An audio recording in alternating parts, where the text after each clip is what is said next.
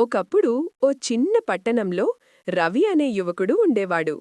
అతడు కాలేజీలో చదువుకుంటూ ఉండేవాడు. మంచి స్వభావం కలిగినవాడు. అతని పక్కింట్లో లక్ష్మి అనే 17ఏళ్ల పాప ఉండేది. ఇద్దరూ అప్పుడప్పుడు మాట్లాడేవారు. స్నేహం మెల్లగా పెరిగింది. కాలక్రమంలో లక్ష్మికి అది ప్రేమ అనిపించింది. రవి కూడా అది నిజమైన ప్రేమని అనుకుంటూ ఆమెతో సమయం గడిపాడు. చాలా రోజులు కలిసి తిరిగారు. ఒంటరిగా కలుసుకోవటం చేసేవారు.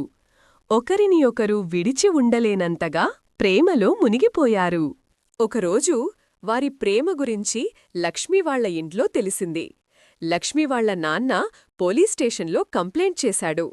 లక్ష్మీ మైనర్ అని గమనించిన పోలీసులు కేసు నమోదు చేసి రవిను అరెస్టు చేశారు.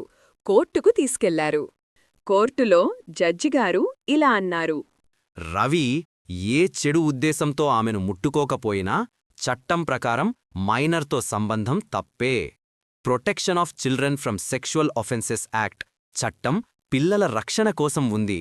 కాబట్టి మైనర్ అమ్మాయి ఒప్పుకున్నా సరే ఆమె అంగీకారాన్ని కోర్టు గుర్తించదు అని రవిని జైలుకు పంపారు. ఇక చేసేదేమి లేక జైలు నుండి బెయిలుపై బయటకు వచ్చాక రవి ప్రజలకు ఇలా సందేశమిచ్చాడు.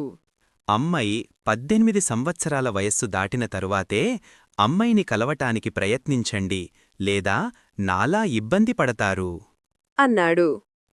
మరిన్ని వీడియోస్ కోసం నా ఛానల్ని సబ్స్క్రైబ్ చేయండి.